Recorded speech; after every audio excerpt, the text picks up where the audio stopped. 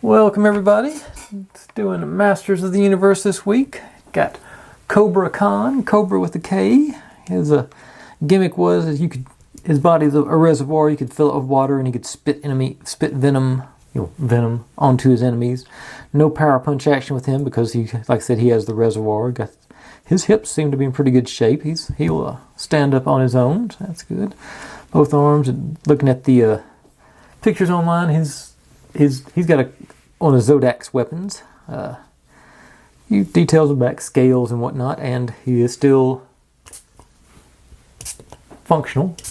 I don't know, it's probably not showing up on camera, but he is spitting.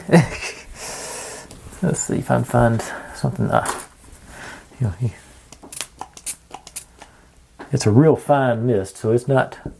It was the kind of stuff your mom wanted you to play with, because he didn't make a mess, and it'd be wiped up real easy as long as you didn't put like Coke or something in there. That's the mechanism, just a standard ball and spring spray bottle situation. Like there's a reservoir down there. And I say I'm more than a little surprised he still goes. But let's see if I bring it all the way in, it'll show. I doubt it though.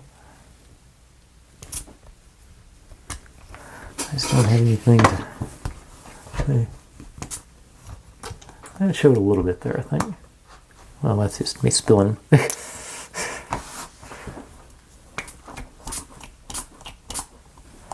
Oh well.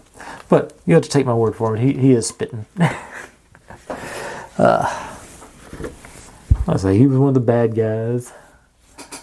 I say no. There's his eyes and his face, for better or worse. Typical Master Universe monster claws and feet, three-toed feet and whatnot. But anyway, like I said, that's Kobra Khan.